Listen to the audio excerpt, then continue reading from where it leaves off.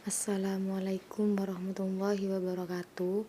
Di sini saya Ayu Puspitasari NIM 205105010019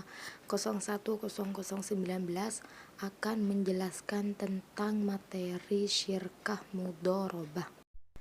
Pengertian mudharabah. Syirkah sendiri adalah kerjasama antara dua orang atau lebih dalam sebuah usaha dengan konsekuensi keuntungan dan kerugiannya ditanggung secara bersama. Sedangkan mudharabah sendiri adalah bentuk kerjasama antara dua atau lebih pihak di mana pemilik modal atau sohibul amal mempercayakan sejumlah modal kepada pengelola atau mudharib dengan suatu perjanjian awal.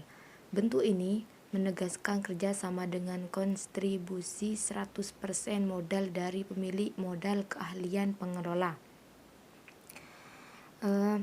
Keuntungan usaha dibagi menurut kesepakatan yang dituangkan dalam kontrak, sedangkan apabila rugi ditanggung oleh pemilik modal selama kerugian itu bukan akibat dari kelalaian si pengelola. Jika kerugian akibat kelalaian pengelola, si pengelola harus bertanggung jawab atas kerugian tersebut. Sifat utama mudharabah berdasarkan prinsip bagi hasil dan berbagi risiko. Keuntungan dibagi berdasarkan kesepakatan kedua belah pihak. Kedua, nisbah yang telah disepakati sebelumnya. Kerugian finansial menjadi beban pemilik dana, sedangkan pengelola tidak memperoleh imbalan atas usaha yang telah. Selanjutnya, rukun dan syarat. Rukun dan syarat pembiayaan. Yang pertama yaitu sohibul mal dan mudharib harus cakap hukum. Yang kedua, pernyataan ijab dan qabul. Dalam pernyataan ijab dan qabul harus memperhatikan 1. Akad dituangkan secara tertulis melalui korespondensi atau dengan menggunakan cara-cara komunikasi modern. Yang kedua, penerimaan dari penawaran dilakukan pada saat kontrak. Yang ketiga yaitu modal. Nah, modal sendiri ialah sejumlah uang atau aset yang diberikan oleh sohibul mal kepada mudharib untuk tujuan usaha dengan syarat yang pertama harus diketahui jumlah dan jenisnya. Yang kedua, dapat berbentuk uang atau barang yang dinilai.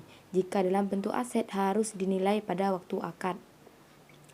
Yang keempat yaitu keuntungan mudharabah adalah jumlah yang didapat sebagai kelebihan dari modal dengan syarat yang harus dipenuhi yaitu harus diperuntukkan bagi kedua pihak dan tidak boleh disyaratkan untuk satu pihak. Yang selanjutnya, kegiatan usaha oleh pengelola sebagai perimbangan modal yang disediakan oleh penyedia dana harus memperhatikan kegiatan usaha adalah hak eksekutif mudharib tanpa campur tangan penyedia dana, tetapi ia mempunyai hak untuk melakukan. Adapun dasar hukum dari mudharabah yang terdapat dalam Al-Quran Surat An-Nisa ayat 29 yang artinya, hai orang-orang yang beriman, janganlah kalian saling memakan atau mengambil harta sesamamu dengan jalan yang batil, kecuali dengan jalan perniagaan yang berlaku dengan sukarela di antaramu. Yang terakhir, jenis-jenis mudharabah. Secara umum, mudharabah terdiri dari dua jenis, yaitu 1. Mudharabah mutalaqah, yang artinya adalah mudharabah di mana pemilik dana memberikan kebebasan kepada pengelola dana dalam pengelolaan investasinya.